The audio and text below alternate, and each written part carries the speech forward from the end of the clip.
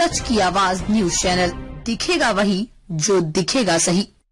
लखनऊ थाना केसरबाग क्षेत्र अंतर्गत नाबालिग बच्ची के हत्यारोपी अभियुक्ता की गिरफ्तारी के संबंध में पश्चिमी पुलिस उपायुक्त विश्वजीत श्रीवास्तव जी के द्वारा दी गई बाइट। दिनांक 14 तारीख को देर रात्रि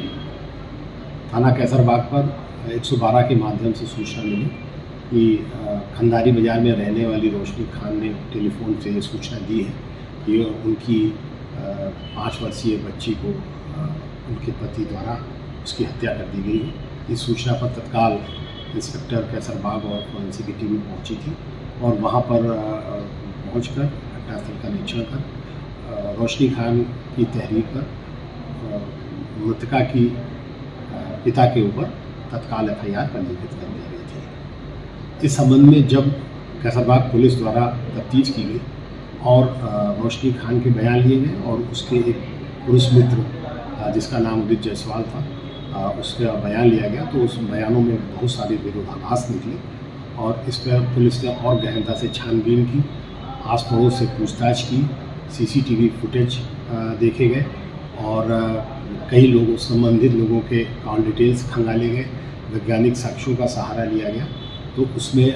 जो तथ्य आए वो इस प्रकार के थे कि उदित जायसवाल के साथ रोशनी जो है वो लिविंग में रहती थी और इस बात का ये बच्ची विरोध करती थी और कहती थी कि वो अपने पापा के साथ रहना चाहती थी। इस बात से ये दोनों बहुत नाराज रहा करते थे। इसके साथ साथ ये भी बात थी कि जो जिस घर में रोशनी रहती थी वो घर इसके पति के नाम था और वो पति से भी जिससे अनबन चल रही थी उसको भी हड़पना चाहती थी और इससे पूर्व में भी वो अपने ससुराल वालों के खिलाफ एक अभियोग पंजीकृत करा चुकी थी। इन सब चीज़ों की पूरी प्लानिंग करते हुए रोशनी ने 13 तारीख की देर रात्रि में पूरा प्लान बनाया और उसके बाद उदित जायसवाल के साथ मिलके उस बच्ची की हत्या कर दी और उसमें जो हत्या करने से पहले उसको पीटा भी गया, बच्ची को मारा गया और रोशनी द्वारा स्वयं उसके पेट पे लात भी रखी गई और इसके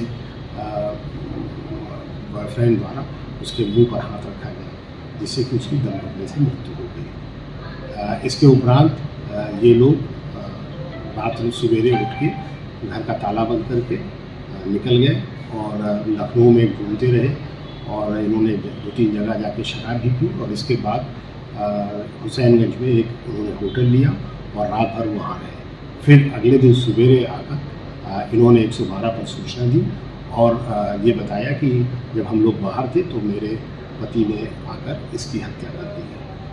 और फिर पुलिस ने इसका पूरी तरीके से खुलासा करके दोनों अभियुक्तों को जेल भेज दिया है और आवश्यक कार्रवाई की है।